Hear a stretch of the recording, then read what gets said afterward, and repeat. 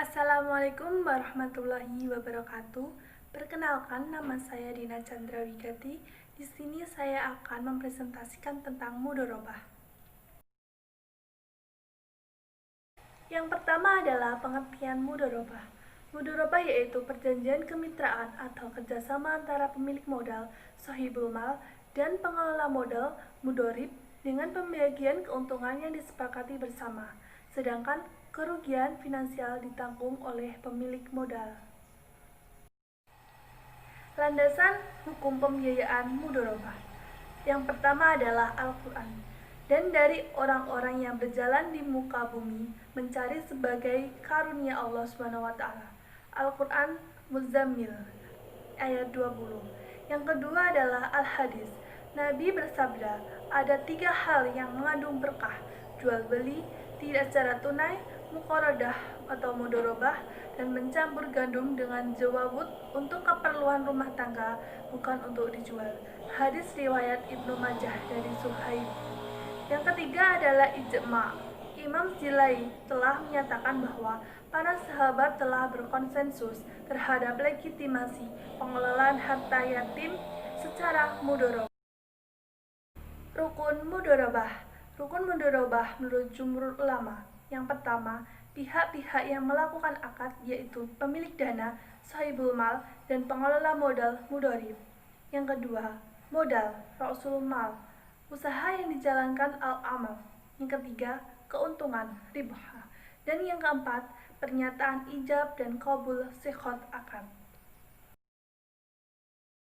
Jenis mudharabah diklasifikasikan ke dalam 3 jenis, yaitu mudharabah mutakhalaq, mudharabah muqayyadah, dan mudharabah mustarokah. Sifat mudharabah.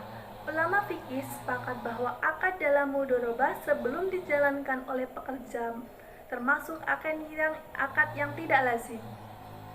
Apabila sudah dijalankan oleh pekerja, di antara ulama terdapat perbedaan pendapat. Ada yang berpendapat termasuk akad yang lazim, yakni dapat diwariskan seperti pendapat Imam Malik. Sedangkan menurut ulama Syafi'iyah, Malikiyah, dan Hanabilah, akad tersebut tidak lazim, yakni tidak dapat diwariskan. Modal dalam mudharabah. Modal dalam akad mudharabah adalah berupa uang. Menurut jumhur ulama, modal dalam akad mudharabah tidak boleh dalam bentuk barang, karena sifat harganya yang mudah berubah, sehingga hal ini akan mempengaruhi hasil keuntungan yang didapatkan, karena tidak dapat dipastikan jumlahnya. Sehingga bagi hasil yang diperoleh dari keuntungan tersebut untuk masing-masing pihak akan menjadi tidak jelas. Saat mudharabah. 1. Bank akan menikmati peningkatan bagi hasil pada saat keuntungan usaha nasabah meningkat. Yang kedua, bank tidak berkewajiban membayar bagi hasil kepada nasabah pendanaan secara tetap, tetapi disesuaikan dengan pendapatan atau hasil usaha bank sehingga bank tidak akan pernah mengalami negatif speed. Yang ketiga, pengambilan pokok pembiayaan disesuaikan dengan cash flow atau arus kas usaha nasabah sehingga tidak memperberatkan nasabah. Yang keempat, bank akan lebih selektif dan hati-hati mencari usaha yang benar-benar halal, aman, dan menguntungkan karena keuntungan yang konkret dan benar-benar terjadi itulah yang akan dibagi. Sekian presentasi dari saya. Apabila ada kurangnya, saya mohon maaf yang sebesar-besarnya. Wassalamualaikum warahmatullahi wabarakatuh.